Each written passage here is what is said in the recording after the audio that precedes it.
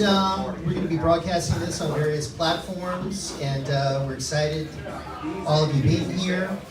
And thanks so much for, of course, Woody Jenkins for starting this Reagan Newsmaker Luncheon. Let's give Woody a big round of applause. Woody! We love Woody! So Woody started it in Baton Rouge, expanded it to Metairie. This is our third event. We've also got them now in Lafayette and Shreveport, so it's expanding statewide, and it's a great thing. And people are excited about this. We're going to do this. We're going to try to do this the first Tuesday of every month right here at Quarter Loops. So we've got two great speakers today. We're going to hear from them in depth shortly. But we're going to start off with an opening prayer, and I was wondering if Reverend Spell could lead us in an opening prayer.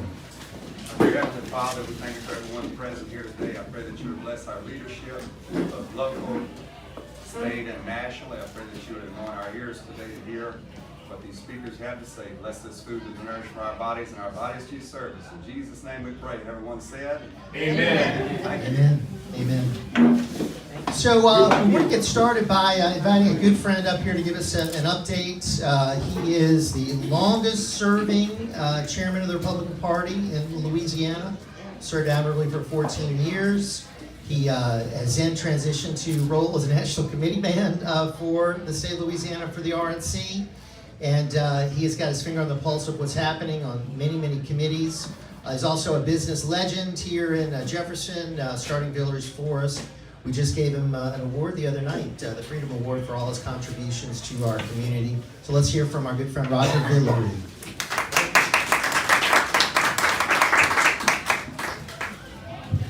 Thanks, Jeff. Glad to be here. Glad everyone could show up. It's awesome. And Reverend Spell, it's just glad to have you here, and I appreciate you so much. Thank you. And Woody, my good friend, it's always good to see you, and thanks for starting this. We need it. We need to get our conservative movement. I was recently elected chairman of the Conservative Caucus on the RNC, and we have 168 members on the RNC, 3 from each state, and our 6 protectorates. And yet we only have about 50 conservative members. So we have a long way to go on the RNC, a long way to go. When you think of only about a third of the RNC is conservative, it's kind of frightening when you think about that. But we're moving. When I first started, there was just a couple of us. So we went from about 10 or 15, we're up to 50. So that's important. We have this weekend. We have our LAGOP Central Committee. It's going to be held in Baton Rouge, 10 o'clock on Saturday morning. On Friday night, we're going to have a reception. Y'all all invited to come to the reception. A number of us are co-hosts in the reception Friday night. People running for different offices, and it should be really nice. You can network and meet people. And then Saturday morning, we have the Central Committee, and then Saturday afternoon at 3 o'clock, we'll have our state convention, and the whole convention will be just to elect delegates to the national convention and to affirm the delegates that were elected at the regional caucuses. So we have 37 delegates and 34 alternates the state of Louisiana has that will go to our national convention. We'll bring about 300 people all together because a lot of guests, media, people like that will go from here. They'll be rough. It's going to be held in Milwaukee this year. There'll be roughly about 30,000 people, and it'll be worth upwards of about $300 million in business to the city of Milwaukee. And it's a tremendous boost to the economy. And the sad thing is, I was on the site selection committee, and the first thing I did when I got nominated and elected to the site selection committee was call our mayor in New Orleans and the city council and go visit with them about having it here, because everybody tells me the 1988 convention was the best convention they've ever been to. Now that is, amazing to think back that people are still talking about a convention held in 1988. Well, guess what? The mayor told me, pound sand, we're not interested in having it in Louisiana or in New Orleans. Wow. And unfortunately, that was the only venue big enough. Lafayette would have been great if the Lafayette Dome was a little bigger. In Baton Rouge, We don't have an arena or anything big enough to hold it. Too bad LSU doesn't have about an 18,000 seat arena. But there really is no other place in the state except for New Orleans. And the question that was asked to me was that, is Donald Trump coming to the convention? I said, well, I don't know if he'll be the nominee, because this was, almost 2 years ago when I first approached him. And I said, but as past president, I'm sure he's coming. They said, well, if he's coming, we don't want it. I said, it doesn't make any sense. It's, for the economy, it's worth, for small businesses like mine, we sell flowers, and you can imagine the amount of parties and the thousands of people coming in, and the economic benefits that we create to all the small businesses, to the economy. And it's held in July, one of the slowest times of the year. And they told me no. So I got elected to the site selection committee for the 2028 convention. So I went back to them and I said, is there any possibility in 2028? I said, Trump would not be coming. Well, I said, he might be coming, but I can't tell you, but he definitely wouldn't be president, at the 2028 convention. And they said, we don't think that the stadium would be available, and we just don't think it's doable. And it's just, to me, it's mind-boggling that they would turn down that opportunity just because the Democrats control the city. But I saw that happen to us in Nashville when we were bidding we're accepting bids for the national convention for both Nashville and Milwaukee, and it came down to the fact that the mayor and the city council in Nashville voted not to accept us. And so really we were left with a choice. Milwaukee wanted us really bad. The mayor was and they had Democratic mayor, Democratic council. They voted unanimous to host us. People were friendly. Everything was really nice. It just, it wasn't as an exciting a city, I don't think, as Nashville. And the opportunities to do things and the hotels and all weren't quite as outstanding. But you know what? You go where you want it, and that's where we have it. So hopefully some of y'all can make our weekend state convention. Love to have you there. You have a couple of other delegates that are going to Wisconsin here. We do. I know Treasurer Fleming is definitely going. What are you going? Jenkins is going. And I lost the election. you lost the election. Well, I lost to two good men and a good lady, Rhonda Lee, Yeah. Woody Jenkins, and John okay. Keeganheimer. Well, That was my first time running an election. Well, there you go. You learn how to do it. But At there's least still, my $100 went to the GOP. there's still. Well, thank you. We can use the money. We're actually having a great year. I have to tell you, I served a long time as a chairman of the party. But Louis Gervich, who took a lot of heat during his chairmanship, actually did really well this election cycle. He took back the governorship, and we got super majorities in both the House and the Senate. So we're in a whole different position, and we elected every statewide elected official as Republican. So we're in a whole different world. And we're only a few thousand people away from having 1 million registered Republicans. That is a tremendous milestone. When I first was elected state chairman, we only had 300,000 registered Republicans. So, because we were a blue state then, we had no statewide elected officials. We didn't control the House or the Senate. We didn't have the majority of congressmen. So it's been a long time, and we've turned into a red state. But it's been a lot of work. And, people like John and Woody have helped us, and Jeff. Jeff was served as our chief of staff at one time at the state party and helped us out. And so we really appreciate y'all. And if y'all have any questions, maybe I could answer a few questions about something. I got the first question, Go ahead. Mr. Louis. Mr. Roger. Yeah. Okay. I hope Jeff Landry's not going to turn into another Bobby Jindal, huh? Because if he does, it makes it easy for John Bell Edwards Obama to walk back in I give John Bell Edwards the Obama last name because he acts like it. Yeah, what I can tell you is Jeff Landry's a solid conservative. I think that we're on good ground with him. You've already seen with the special sessions and the legislation that he's doing. So I look forward to serving with him the next 4 years. And I also like the idea he's going to put a new troop, state police troop in New Orleans to help. He wants to clean that city up, and he's tackling the him and A.G. Morrell. They're tackling the sewage and water board. I heard it's been corrupt for many years. Well, the city of New Orleans has some serious problems. My family's been in the city for over 300 years. We're one of the founders. Did your family own Canal Villeries grocery stores? No. That was a grocery store on the corner of North Villery and Canal Street. It was North Villery, named after my third great grandfather, who was the first native-born governor of Louisiana. So we've been here a long time, and I can tell you the city is in a crisis. So, over 100 years of Democratic rule in the city of New Orleans have really corrupted the city.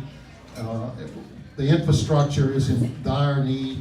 The roads, the surge in water, boards, the crime. It's just really a tremendous need in the city of New Orleans. And really, it's the economic engine for the state, because the port of New Orleans is one of the largest ports in the United States. And really, we need the port of New Orleans, we need the city of New Orleans, and the economic growth and development, we need that. So let's hope the governor does support the city of New Orleans. We've had some governors that haven't supported it and haven't put the resources it needed. And we need oversight. We need the Attorney General to come in and look at the departments and see the corruption and what's going on, and let's straighten it out. So I'm glad he's doing that, and I'm glad that the Attorney General, I like Liz. I think she's going to be a great Attorney General. She's an awesome person. Yeah, and I look forward to that. And I know our treasurer is going to do a good job watching over where the money's spent. And I was there the night John got elected to Congress when we were up in. It was in Shreveport, if I remember, or it was in Bossier, when you had your reception. And so that was, I guess, almost 20 years ago. Well, that would have been 2000. I was elected in 2008, took office in 2009, about 15 years ago. 15 years ago. So I remember that night, and it was an exciting night. He's one of the most conservative elected officials we've ever had. And, and he stood up to Nancy Pelosi. when you look at his background I tried to get an exorcist. Yeah, there you go. So it's exciting to have the quality of people we have elected right now, and I look forward to it. But I don't think we have to worry about Jeff Landry. I think he's going to be a solid conservative. Any other questions? Yes, sir. My name is Ronald Reagan.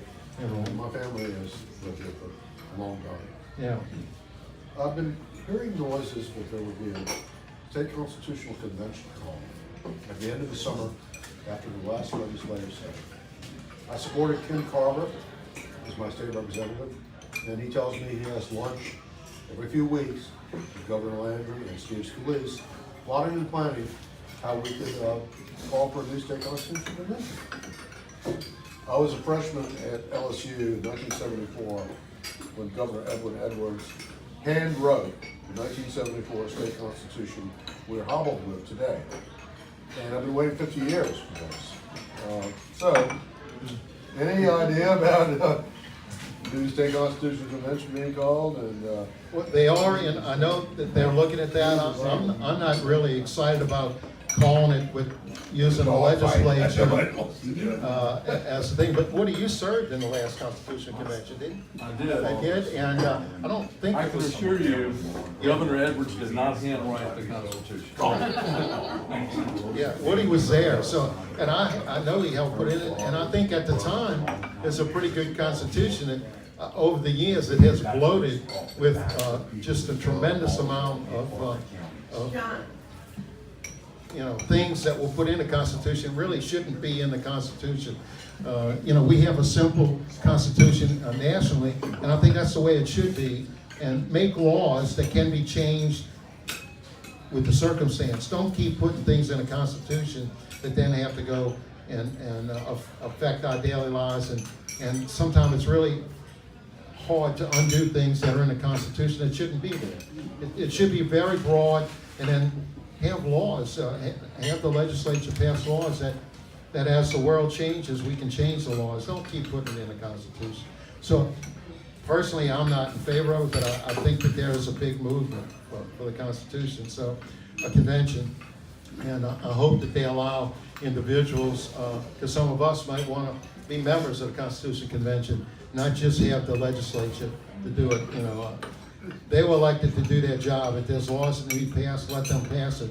If there's a Constitution that needs to be passed, then let the people form the constitutional members.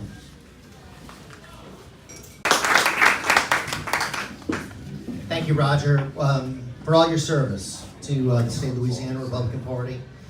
We're very grateful. So we're going to continue on as we enjoy lunch, and our next speaker is someone that I had the pleasure of meeting during the whole COVID catastrophe. We had, of course, a bunch of rallies in Baton Rouge with Woody and this gentleman when we were fighting these draconian COVID restrictions here in Louisiana. Other states were free. Louisiana had John Bel Edwards, and unfortunately we had these, I think, unconstitutional restrictions. Across the country, you had a lot of churches that closed down because of these restrictions and mandates, and kept congregants from going to their church, kept congregants from being able to pray with their fellow congregants, with their pastors. But one gentleman stood tall, and he said no, he's going to keep his church open, and he did. It's a Life Tabernacle Church. Reverend Tony Spell comes from a family of preachers. I had a great pleasure of meeting his father, who is a wonderful preacher himself, and Reverend Tony does a great job. He stood firm for his principles, stood firm for the Word of God, was arrested, took his case all the way to Supreme Court, prevailed, and I'm sure he's going to tell us all about it. Let's give a warm welcome to Reverend Tony Spell.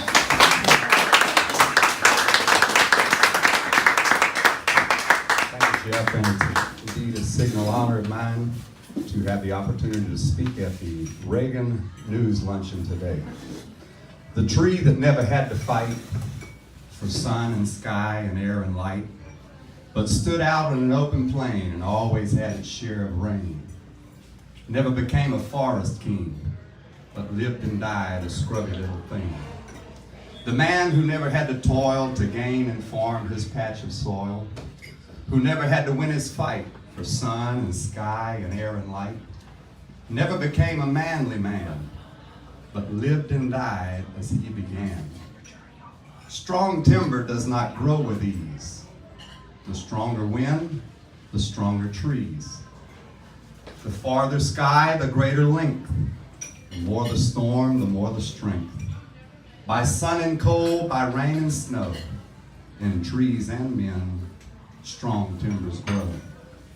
Where thickest lies the forest growth, you'll find the patriarchs of both, who hold their counsel with the stars, whose broken branches show their scars.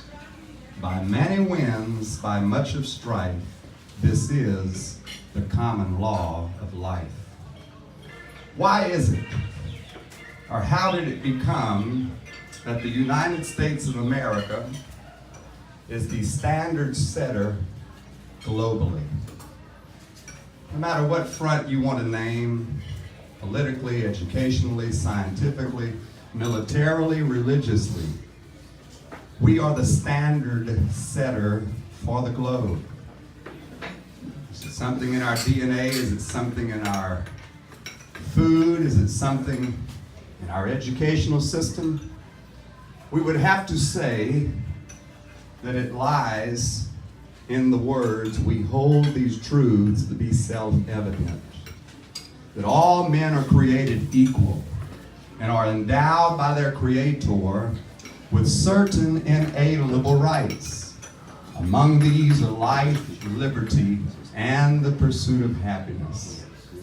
The original language penned by Thomas Jefferson these 247 years ago was not originally the word endowed. Whenever he handed off the draft to his friends Ben Franklin and John Adams, he said, there's a word here written that says derived, and are derived from our Creator, which implies something that is received. He said, let's replace this word with the word endowed, which implies the meaning of naturally possessing. Because we don't want anyone to feel that we receive our rights from a government, a demigod, a legislature, even if it is bicameral or a judicial system. But these are inalienable rights, which means you did not give them to us as humanity, neither can you take them from us. And furthermore, God forbids that we give up these rights. So they replaced the word derived with the word endowed. And with that, we find why the United States of America is the greatest nation in all the earth. Our right to go to church, to pray, to preach, to worship God is not a right given to us by the First Amendment of the Constitution of the United States of America. Congress shall make no law respecting an establishment of religion or prohibiting the free exercise thereof. That does not give us the right to go to church. That protects our right to go to church. But our right to peaceably assemble is an endowment from our Creator, Almighty God. Isn't there a thrust in Washington, D.C. today to want to completely erase this from world history? But the more you do, the more you attack us, the more we multiply and grow. For you can do nothing against the truth, but only for the truth. Truth does not evolve. In 2009, when Barack Obama stood at the podium accepting the nomination and says, we're just 24 hours away from fundamentally transforming the United States of America. He spoke immortal words because his transformation was that truth evolves. He stood at the Saddleback Church in Los Angeles, California, and said, marriage is between a man and a woman. 30 days later, he lit the White House up in rainbow colors and solemnized same-sex marriage. He said, my views on marriage have evolved. No matter what views evolve, truth does not evolve, it endures. The Constitution of the United States is not an evolving document. It is an enduring document because it's true today as it was when it was written. In 2020, March the 15th, at 10:30 a.m. in the morning, the chief of police of central Louisiana, 3.5 miles from the Baton Rouge airport, and the assistant chief of police walked into a prayer meeting where myself and many others were gathered praying, read me my Miranda rights, fingerprinted me, and arrested me. The first time in my life that I had ever had an altercation with law enforcement. What was the crime committed for which I was arrested? On the misdemeanor summons arrest is written, failure to comply with the governor's emergency orders holding church during a pandemic. They said, you are breaking the law. I said, which law have we broken? Now, there were some lawbreakers in history, two of which was Amram and Jochebed. Whenever the king of the earth, Pharaoh, in Exodus 1, gave the decree that if it is a boy, all boys should be slaughtered. See, there's been an attack to kill the human race, and especially the boys of the world for many thousands of years. It didn't begin with Planned Parenthood. and Margaret Sanger, it began much earlier than that, with a Pharaoh, with an Herod. And there was Amram and Jochebed, who were the mother and dad of a little baby boy named Moses, who, thank God, were not afraid of the king's commandments. This book, the Holy Bible, the King James Version, would not be in our hands today had it not been for a man and a woman that broke the law and said, we're not going to kill our baby boy. The first 5 books of the Bible, the Jews call it the Torah, we call it the Pentateuch, the 5 teachings. Genesis, Exodus, Leviticus, Numbers, Deuteronomy. They stood up against their king and says, no matter what you say, we are not going to murder our baby boy. Now, a lot of the people did, because there weren't a lot of 80-year-old boys that came out of Egypt 80 years later. Moses was an endangered species, meaning more than not, people would go along to get along. What about Daniel, that refused to stop praying, or Shadrach, Meshach, and Abednego, who broke laws? We, however, have never broken a law by keeping the church open.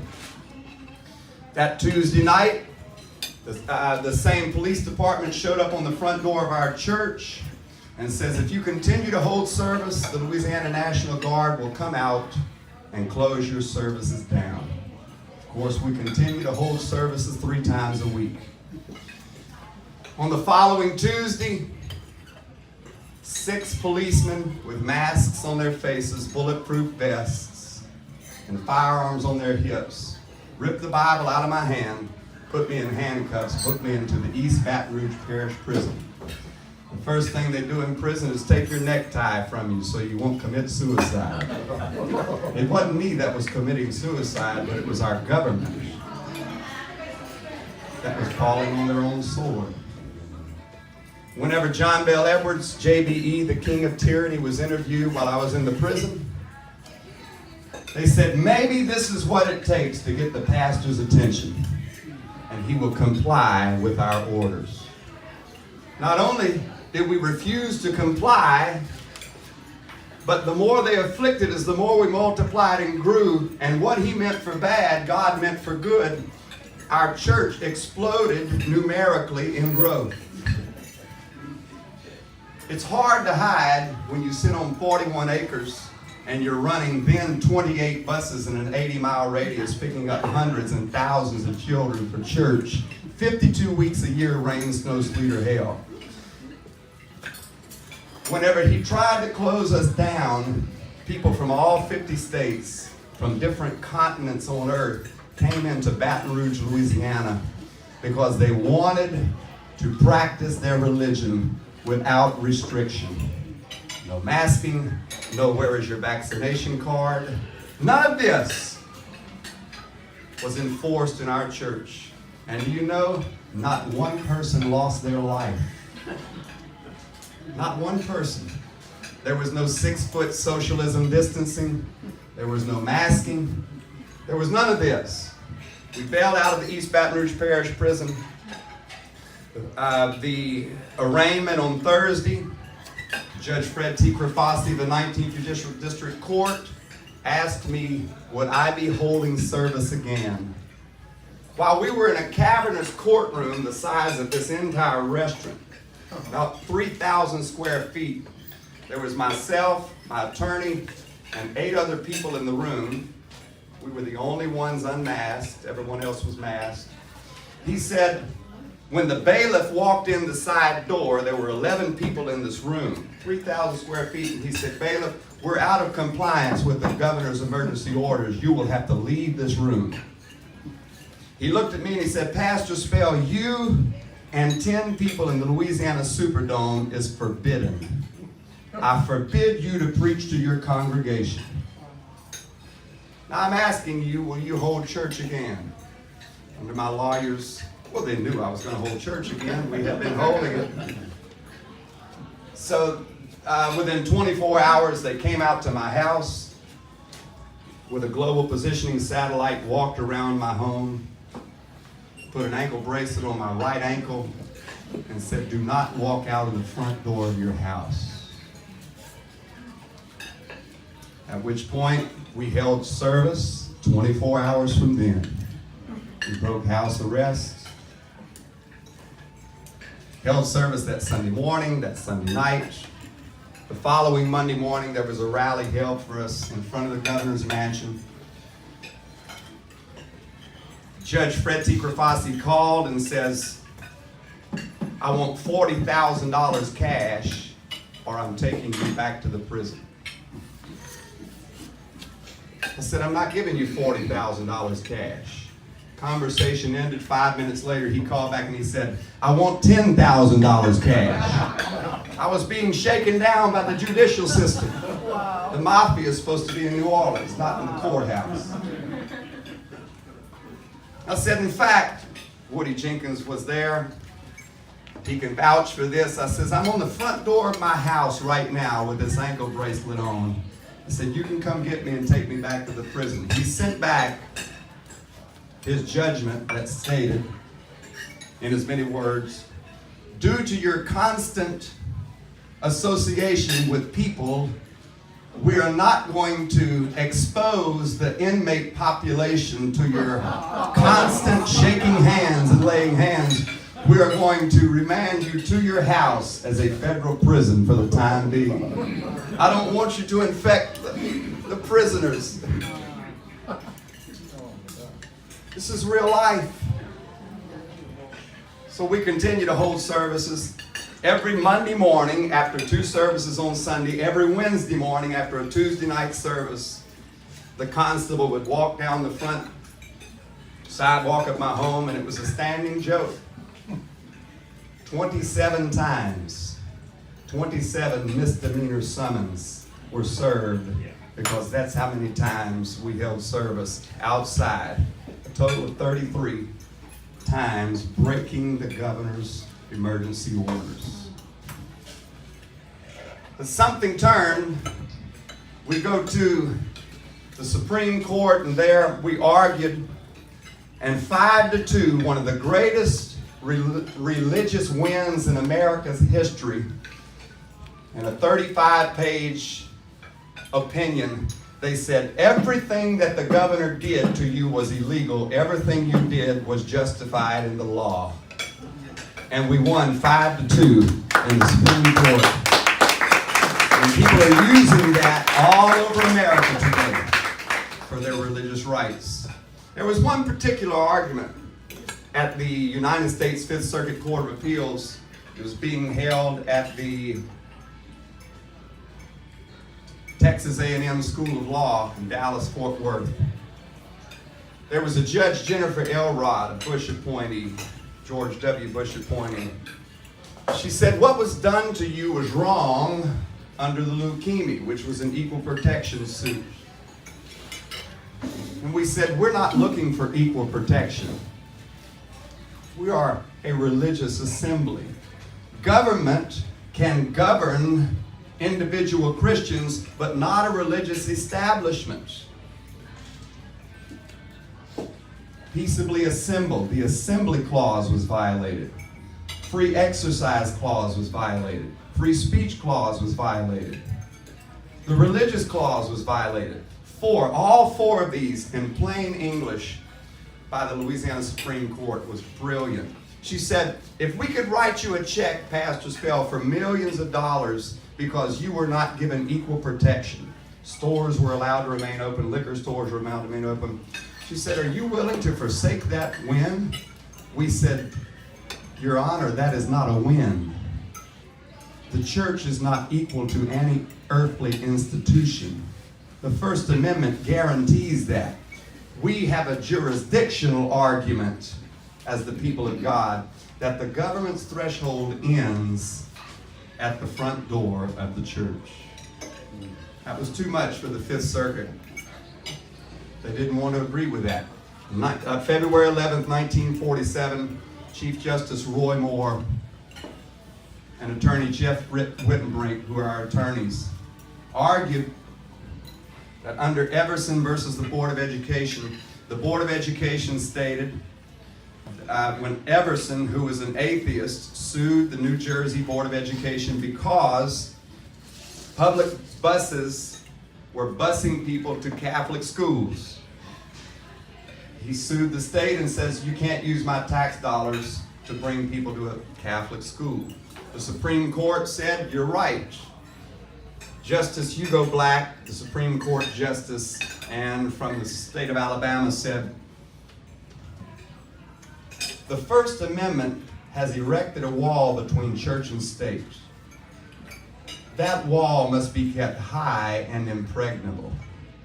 Meaning, we cannot force people to go to church, nor can we keep people from church for any reason whatsoever. It's a jurisdictional argument. The separation of church and state doesn't mean that the church should withdraw from politics. There would never have been a Barack Obama elected or a Joseph Biden had the church had been in politics. The answer is that the state has no business in the church, not vice versa. We do belong in politics. Politics cannot be forbidden from the pulpit. If you don't believe that, just come to Life Tabernacle 3 times a week. And the Supreme Court said, you're exactly right. But these wins,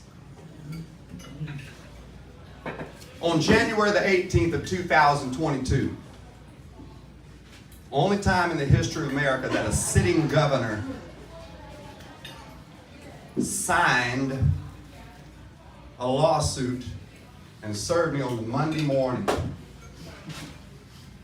What was he doing? He was telling the Supreme Court that I don't want you to rule in favor of this pastor. On January, he forged the Attorney General's name to the signature block, Jeff Landry. Oh, wow. Oh, Perjured himself. he belongs in prison. Jeff Landry, the next day, issued a lawsuit against the governor and said, take my name off of the lawsuit. I'm not in opposition with this pastor. The next day, which would be Thursday, he issued a new lawsuit with then Matthew Block, who was the governor's attorney. Said the same thing with the absence of then Attorney General, who is now our governor. It's never been about a virus.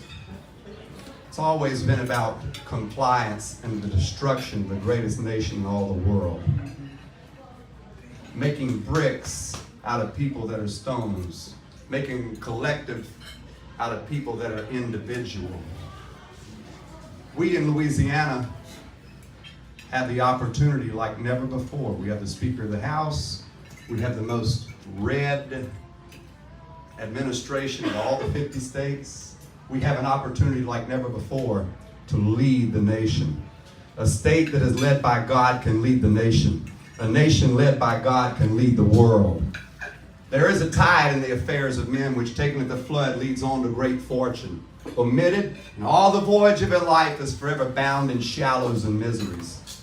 Upon such a full sea are we now afloat. We must take the current as it serves, or we will lose our fortune. It's about the struggle. It's not going to be easy to do what we've done, or going to do. 9 federal cameras were on our church and home. Today, one of those 9 still remain. Federal surveillance. Imagine, we would never have known about it of one of the many documentaries done on our church from British Broadcasting Company, French television network. These people would come because there was no news in the world. They would come and follow us and put a microphone on us and go to restaurants with us and go see us knocking doors and running buses. They go across the street from our church, and there on the television, twice as big as this one, federal agents are sitting in the home surveilling every move that we make at our church and home. Every license plate that came in, every child that came into our church. What are you doing with that information? Just because you have the right through the Patriot Act to surveil us doesn't give you the authority to do it. There was nothing wrong with what we were doing. There was everything right with what we were doing. So it's a success story. There's 4 years What I wanted to tell you about the governor's lawsuit is from that day, every three-letter agency that you could imagine was on the front door of my home. Louisiana State Fire Marshal, State Trooper, anybody and everybody enforcing codes, trying to drown us financially, trying to bury us in code compliance. Indian burial grounds. Yes, the Louisiana Historic Preservation Societal Office came out and said, this may be Indian burial grounds. We don't know if you can hold service here anymore. You name it. It really, it's a movie, it's a book. You would not believe all that we've been through in the past 4 years. But on my first arrest, we had 28 buses. Today we have 47 buses. On my first arrest, we had 34 acres. Today we have 41 acres. On our first arrest, we had thousands of baptisms. Today we have tens of thousands of baptisms. Because you can do nothing against the truth, only for the truth. It's not in the goal attained of a task complete or in the glittering prize contentment lies, but in the struggle and the battle heat. The pressing onward against sure defeat, the matching wit with wit, hitting and being hit. Men long to rest and resting long to fight. Men stand to pain and end to gain. But only the very old can take delight from comfort never broken day or night. Victors are fain to risk defeat again. Contentment is in the doubting and in the deed, not in the triumph won, but in the keeping on. It is in the hurt of open wounds that bleed. It is in the turmoil of the planning to succeed. Once rested, man would go, new pains to know. So I thank God for world-class attorneys like Chief Justice Roy Moore and Attorney Jeff Wittenbrink, two of the greatest attorneys that's ever walked in shoe leather. I thank God for Woody Jenkins, who when a girl was passing by in front of our church and the building was packed to capacity, we were the only ones holding service on that Sunday morning. She said, Woody, these people are holding church. He says, oh, that's Pastor Spell. They're never going to close. They came in and videoed that service. We wound up the morning that I was supposed to be dragged out in chains with 540,000 live viewers in that church service. So for what John Bell Edwards thought he would silence the church, instead, because of his persecution, he scattered the gospel. And more people have been exposed to hope and help and life than had he not have intervened in our situation. So God bless you. God bless the United States of America. And I hope that I've helped some of you today. Thank you. Thank you, my friend. Pastor, can I ask you a question? So did it surprise you? Did it disappoint you that you stood alone in this case, that there were not other pastors fighting the good fight? Because there are churches all over the country that closed. Not only did they not support us, but the enemy from within. We were the largest donors in our Pentecostal fellowship, and they said, from this day forward, we're asking you to resign from your Global Missions Council because you are enthralled with a legal battle with the government. I said, I'm not going to resign. They said, we're going to put you off. I said, you'll have to do that. Resign from all your positions. The greatest attacks came from within, religious leaders. One very prominent religious leader showed up with a sheriff and said, we're here to talk to you about closing your church. I said, I invited him into our church where several hundred people had been just a few hours early, and they said, we can't come into your building. It's contaminated with the virus. Oh my God. We go stand out in the sun. He said, if you hold church again, he says, I will arrest you. I said, I will pray for you every day as the Bible commands me to pray for those in leadership. What law have I broken? He said, we're trying to slow the spread and save lives. I said, there's 10,000 cars a day that go into the Walmart 1 mile up the road. The virus doesn't have a brain to come into our church and stop at the threshold of the Walmart. So it was It was very disappointing, but it separated the real from the counterfeit. 2024 is going to separate the rhinos from the true conservatives. This is where, this separates the men from the boys, and that's what it's done. A lot of our churches closed. A lot of our churches became government employees. Some took hundreds of thousands and millions of dollars in payroll protection plan. We took none of that, because with the shekels come the shackles. We're self-supported by God Almighty. Yeah, I want to add a little bit as the owner of the newspaper in Central.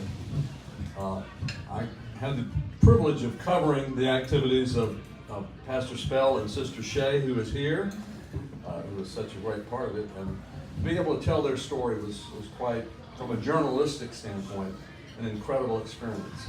And we have broadcast now over 600 services, 600 consecutive services, because there's always news coming out of Life Tabernacle.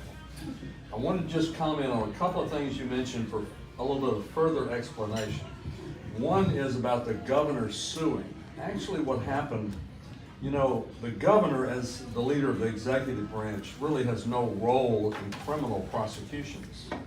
But when this case went to the state Supreme Court, the governor attempted to intervene in a criminal case. This is impossible legally. You're supposed to, if you're governing, you have the best legal minds working for you. The governor tried to intervene on the side of the prosecution before the Louisiana Supreme Court. And his attorney literally, I'm not lying, forged the signature of the Attorney General on the document. It's unbelievable. It's amazing they're all not in jail. But They're Democrats, what you of expect. course, the Attorney General repudiated that. So, and that was kicked out. But nothing happened to the governor other than that, and the media did not tell the real story. They would have been completely humiliated. Another thing that I wanted to mention, Pastor Spell won in the Supreme Court, total victory. But he has pending the civil case to hold people civilly responsible, like the governor, for the things that they did. Now here's what has not been resolved yet. What the state Supreme Court said, you've won on equal protection, and that's because you can't let Walmart be open and close the church.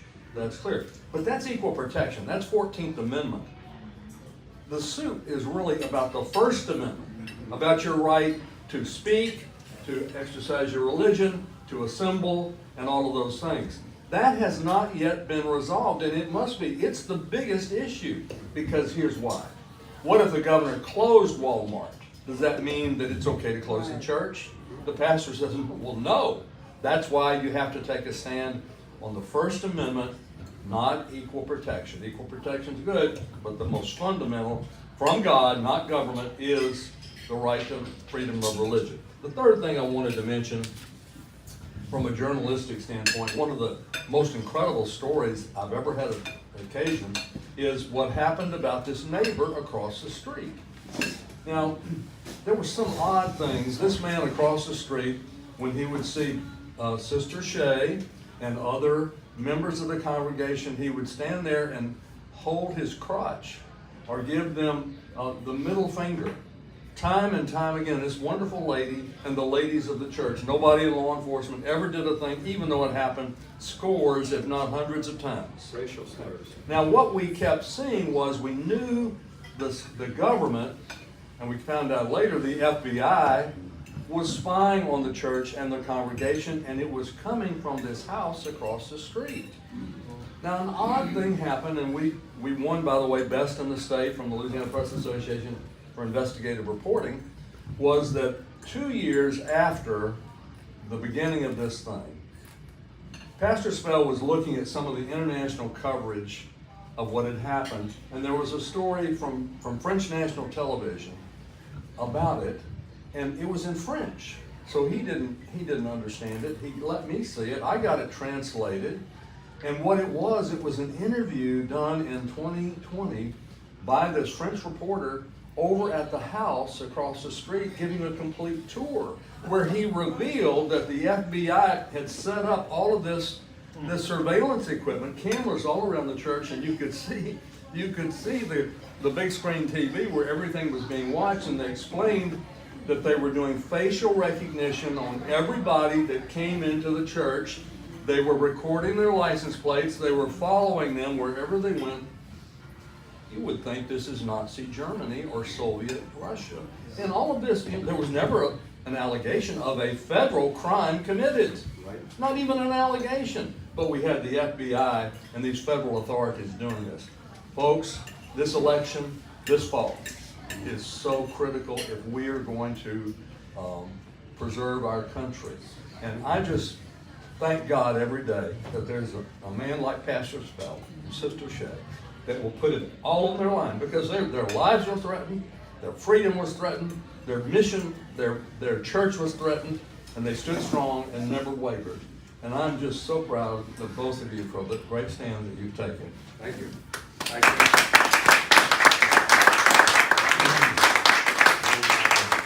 Wood has been a tremendous patriot for the past 4 years, canceled on all venues that you could imagine, as was Jeff Wittenbrink. These brilliant attorneys that have risked everything for freedom and preservation. So God bless them. There are great people out there that will not be intimidated like this. That's the kind of men we need. God bless all of you today. Thank you. Thank you, Brian.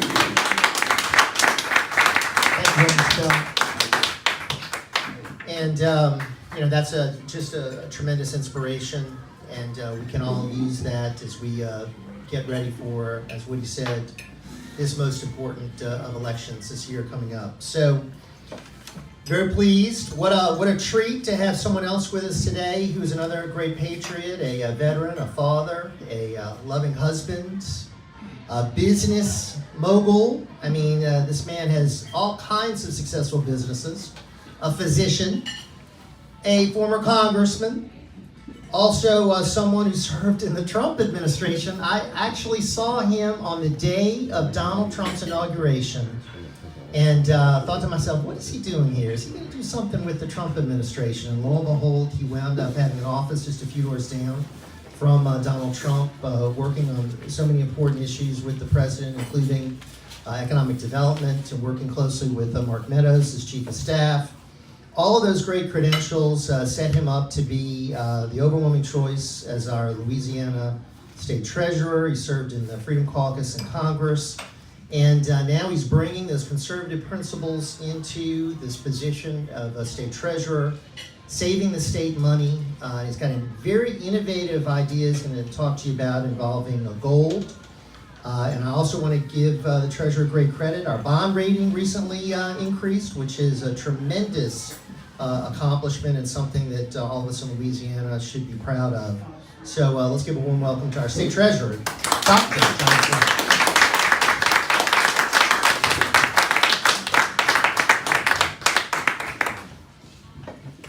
Okay, well, thanks, Jeff, and thank you for those kind words. And thank you, Pastor and Sister Shay. Tremendous work and very courageous. And I'd like to extend on your remarks. And I'm a physician, and I can tell you, it doesn't have to be a COVID pandemic to find reasons to impair your freedom, to limit your freedom. If it's not that, it's going to be something else. And in fact, it's been less than 2 decades that government has used the 9/11 crisis as a reason, as an excuse to pass the FISA law. Now, what is the FISA law? What happened was, leading up to that disaster on that fateful day in 9/11, we discovered afterwards that the CIA and the FBI just never shared information. They said that there was a firewall. And so laws were passed that would make it easier for them to communicate and to gather information. And a bright idea came up, well then we'll wiretap foreigners, not Americans, because we can't do that under the Constitution. We'll do it to foreigners. Ladies and gentlemen, they are wiretapping millions of Americans as we speak, okay? So they use 9/11 to intrude on your privacy. And Congress has renewed that. It's up, parts of it are up for renewal once again. And yet Congress, you don't hear anything, hardly from Congress, about how that should be toned down and really rolled back completely. I think the penalty that we're paying for that is much worse than any of the benefits that were ever put in place, or theoretical benefits. Look at the communist scare back in the 50s. A lot of people lost their jobs, had their careers destroyed, and this was politically in the other direction. That is, people, because someone thought that they had attended a Communist Party meeting or something, they were destroyed. And again, that's a violation of their freedom. Look at the encampment, the incarceration of the Japanese during World War II. Right. Once again, that was a Democrat president that did that. So, look, our democracy is under constant danger. And so something else will come again, and it won't be long before that will happen. Right. So we have got to always be fighting back against this. If we give up on this, and I can tell you virtually every developed country around the world did not do any of the things that Pastor Spell and others did to protect our freedoms. I mean, in Canada, they do exactly what they're told in Canada. Their healthcare system is totally socialized. They tried to have a parallel private healthcare system, and it was declared to be unconstitutional, and they just gave up. So today, your healthcare is totally under the control of your government. We have something right now. You may have heard of central bank digital currency, which will give your central government the opportunity to look deeply into your private life and all your financial transactions and other things. And there'll always be a good reason to do it, folks, but it's just another step in the direction of government taking control of you as a citizen. We've got to always be fighting against these things. Yeah. So I was the Deputy Chief of Staff in the White House in 2020, and that was at the height of COVID. And in fact, you may recall what happened with BLM. Remember BLM and what happened with all of the violence that was going on, particularly Antifa, all of that stuff was going on. And I was in the White House at the time. They even tried to burn the church that was right adjacent to the White House. And of course, the left and the Democrats felt like that was their freedom to do that. Okay? As it turns out, the place that my wife and I lived at the time, because I was living in Washington, across the street was an Episcopal church. It's still there today. And they were a staging area for BLM marches and all the activism that they did. The church was doing that. We attended Capitol Hill Baptist Church, and the preacher there, Mark Deaver, he's a wonderful man and preaches the word. But what he said one Sunday morning really struck me. And he said, if you look at the many churches around the capital city, he said, 100 years ago, they all taught the Word of God. He said, today, very few churches in Washington, D.C. The rest is nothing but political activism. Right. And that is where our churches have gone today. Many Christian churches have completely fallen, and really denominations in general have just lost their way, and they're not teaching the Word of Christ at all. And so there are a lot of things that we have got to be very wary of and concerned about. Any attacks on our house of worship. And we see what's happening with Israel and with the anti-Semitism that we're seeing more today than we've seen, of course, since the Holocaust. So I would say that our freedom is under more attack today than I've ever seen in my life, and perhaps in 100 years or longer. So I think we have to be very, very careful about this. You know, I got a daily briefing in the White House, the same briefing that the President of the United States got from the CIA. And the gentleman would meet with me, spend 30 minutes, catch me up with what's happened in the last 24 hours. And I can't share with you anything that he said during those briefings because it's top secret. However, he said something to me as I walked to the door after the briefing. And he said, do you know what the greatest risk to the safety of people of America is today? And of course, what's going through my mind is Antifa, it's China, it's, BLM, and, all these other things. He said, it's white nationalism.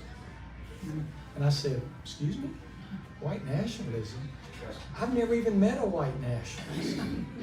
And I'm not defending white nationalism. I'm not a member of any group that would be considered that.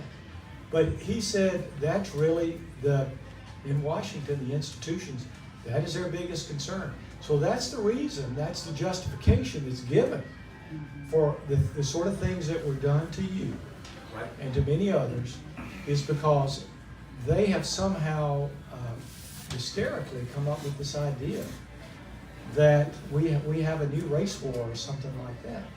But I can just tell you, having served in Congress, living in Louisiana most of my life, I have no personal knowledge of that at all. I don't see it, I don't hear it. You think as a white guy I would hear these things, but